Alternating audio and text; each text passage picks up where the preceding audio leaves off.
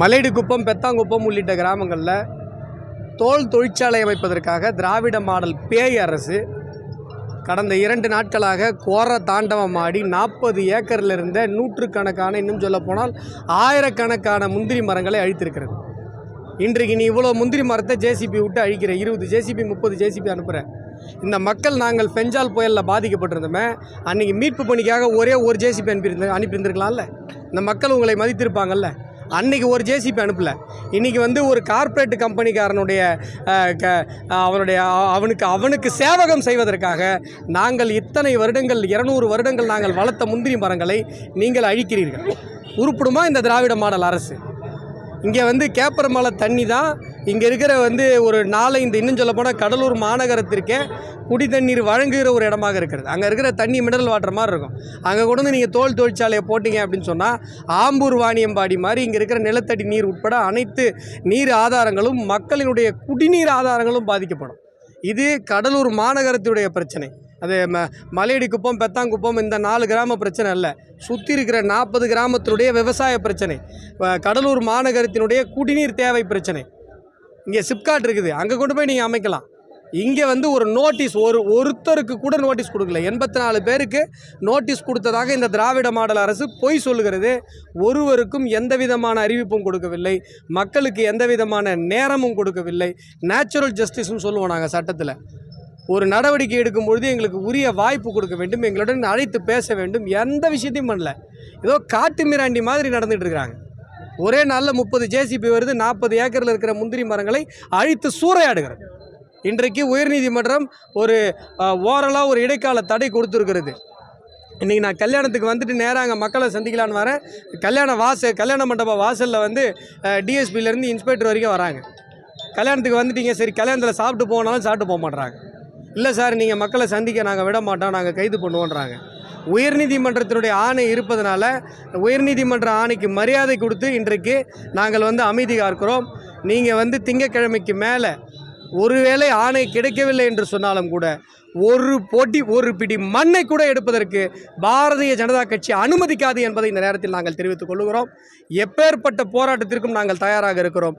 இந்த மண்ணில் ஏற்கனவே இந்த கடலூர் மாவட்ட மக்கள் பல்வேறு இன்னல்களை அனுபவித்திருக்கிறார். என்எல்சிக்கு நிலம் கொடுத்ததுலேருந்து இதே போல் கத்தால கருவெட்டி கிராமப்புற பகுதிகளில் பச்சை வயலில் இந்த கலெக்டரோட ஆணையினால் ஜேசிபி உள்ளே இறங்குச்சு. இப்படி பல பாதிப்புகளை இந்த மாவட்ட மக்கள் தொடர்ந்து அனுபவித்து கொண்டிருக்கிறார்கள். இந்த முறை இந்த கேப்பர் மலையில் நீங்கள் தோல் தொழிற்சாலைக்காக நிலம் எடுப்பதை, எங்கள் மக்களின் நிலத்தை சூறையாடுவதை நாங்கள் அனுமதிக்க மாட்டோம் என்பதை பாரதிய ஜனதா கட்சியின் சார்பாக திராவிட மாடல் திமுக அரசிற்கு எச்சரிக்கையாக சொல்லிக்கொள்கிறேன். பாரத் மாதா கி ஜெய். குறிப்பாக பார்த்தீங்கன்னா வேளாண் துறை அமைச்சர் அந்த தொகுதியை சேர்ந்த சட்டமன்ற உறுப்பினர் மற்றும் அமைச்சராக இருக்கார். அவருடைய தூண்டுதனால தான் இந்த 160 ஏக்கர் நிலத்தை இப்போ கையகப்படுத்துறதா ஒரு தகவல் வந்திருக்கு. அதுதான் சொல்லிட்டு இருக்கேன் சார். 200 வருஷமாக அங்கே மக்கள் குடியிருந்து கொண்டிருக்கிறார்கள். அது அரசாங்கத்திற்கு சொந்தமான நிலமாகவே இருக்கட்டும். நோட்டீஸ் கொடுக்கணும், நேரம் கொடுக்கணும், 15 நாள் குறைந்தபட்சம் நேரம் கொடுக்கணும். நோட்டீஸ் கொடுத்து உங்களுடைய விளக்கத்தை கொடுங்கள் என்று கேட்கணும். இதெல்லாம் சட்டப்பூர்வமான நடைமுறைகள் இருக்கிறது. என்ன நோட்டீஸ் எவனுக்கு கொடுத்தாங்க? இவங்க யாருக்கும் எந்த நோட்டீஸும் கொடுக்கல. கொள்ளக்காரங்க மாதிரி உள்ளே போடுறாங்க. இன்றைக்கி 40 ஜேசிபி தூக்கிட்டு வரல. இன்றைக்கி மழை வெள்ளத்துக்கு ஒரு ஜேசிபி வந்துச்சாங்களா பாதுகாக்கிறதுக்கு, அணையை கரையை மடிக்கிறதுக்கு, அணையை ஆத்தோரத்தில் கரை மடிக்கிறதுக்கு, இல்லை மக்களை காப்பாற்றுறதுக்கு ஒருத்தவன் தான் நாங்கள் அதிகாரிகள். இத்தனை போலீஸ் நிற்கிறான். இன்றைக்கி நான் போகக்கூடாதுன்றதுக்கு அன்றைக்கி வந்தாங்களா? ஒரு அதிகாரி வந்தாங்களா? ஒரு வட்டாட்சியர் வந்தாங்களா? ஒரு கலெக்டர் ஆஃபீஸ்லேருந்து எவனா வந்தானா? ஒருத்தர் வந்தாங்களா சார் இங்கே மக்களை காப்பாற்றுறதுக்கு? நாங்கள் போய் நின்று களத்தில் காப்பாற்றுறேன். நான் என்னுடைய அறக்கட்டளை சார்பாக நான் நிவாரணம் கொடுத்துருக்கேன்.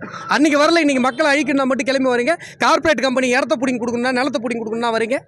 இதுனா அரசாங்கமா இல்லை பேய் அரசாங்கம்? நாங்கள் அனுமதிக்க மாட்டோம் சார். இங்கே கேப்பர் மலையில் இந்த மலையடிக்குப்பம் இந்த உள்ளிட்ட இந்த 4 கிராமத்தினுடைய இந்த 120 ஏக்கர் 150 ஏக்கர் நினைக்கிறேன் 165 ஏக்கர் நிலத்தை எடுப்பதற்கு பாரதிய ஜனதா கட்சி ஒரு காலம் அனுமதிக்காது. நீங்கள் தொழிற்சாலை அமைக்கினா போய் நீங்கள் சிப்காட்டில் அமைங்க, இல்லை வேறு எங்கேயாவது உப்பு நிலம் 1000 நிலம் இருக்குது. இந்த வளமான பூமியை, இந்த நிலத்தடி நீரை மாசுபடுத்துவதற்கு பாரதிய ஜனதா கட்சி அனுமதிக்காது.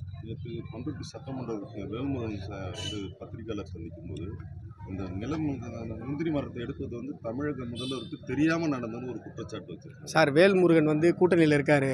அவர் அப்படி தான் வந்து குழந்தைக்கு பஃப்பில் பவுடர் அடிப்பாங்க தெரியுமா? முதலமைச்சர் குற்றச்சாட்டாக தான் சொல்றாரு. அவருக்கு வந்து தெரியலன்றது சார். எப்படி சார் முதலமைச்சருக்கு தெரியாமல் இருக்கும்? அது கூட தெரிலனா அவர் எதுக்கு முதலமைச்சராக இருக்காரு? அவர் வந்து கூட்டணியில் இருக்கார். அந்த குழந்தைங்களுக்கு பஃப்பில் போட்டு அடிப்பாங்கல்ல, அந்த மாதிரி சாப்பிட்டா தான் அடித்தாகணும். அது அவருடைய கட்டாயம். நாங்கள் அந்த கட்டாயத்தில் இல்லை. நல்லா புரிஞ்சுக்கோங்க. நீங்கள் விவசாயத்துறை அமைச்சர் இங்கே இருக்காருங்கிறீங்க. எம்ஆர்கே பன்னீர்செல்வம். நீங்கள் பச்சை வயலில் ஜேசிபி இறக்குந்த அவர் தானே சார்? அப்போயே அவர் விவசாய அமைச்சர் தானே? அப்போ ஏதாவது கொஞ்சமாவது மனசாட்சி பார்த்தாரா? இந்த கடலூர் மாவட்ட மக்கள் நமக்கு ஓட்டு போட்டு நம்மளுக்கு சீட்டில் உட்கார வச்சுருக்காங்களே, இந்த மாதிரி இந்த மக்களுடைய பச்சை வயலில் ஜேசிபி இறக்குறமே கொஞ்சமாக யோசிச்சாரா? இன்றைக்கி நிலத்தடி நீர் கேப்பர் மலையில் இருக்க தண்ணி மினரல் வாட்டர் மாதிரி இருக்கும், உங்களுக்கு தெரியும்.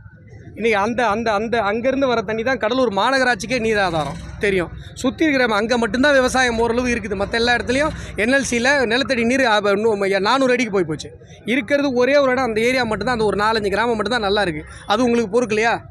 அப்போ விவசாயத்துறை அமைச்சர் என்று இந்த மாவட்டத்தில் இருந்து கொண்டு இந்த மாவட்டத்தில் 1 ஏக்கர் கூட விவசாயம் நடக்கக்கூடாதுன்னு நினைக்கிறாருன்னு சொன்னால் இது எந்த விதத்தில் நியாயம்? எதுக்கு அவர் விவசாயத்துறை அமைச்சராக இருக்கிறார்? இந்த கேள்வியை நான் மட்டும் இல்லை, எம்ஆர்கே பன்னீர்செல்வம் அவர்களை எதிர்த்து ஒட்டுமொத்த கடலூர் மாவட்ட மக்களும் எழுப்பிக் கொண்டிருக்கிறார்கள். இந்த நிலை நீடித்தது என்று சொன்னால் நான் சொல்கிறேன், எழுதி வச்சுக்கோங்க. 2026 1 ஓட்டு திமுக இந்த மாவட்டத்தில் வராது. 1 ஓட்டு வராது இந்த மாவட்டத்தில்.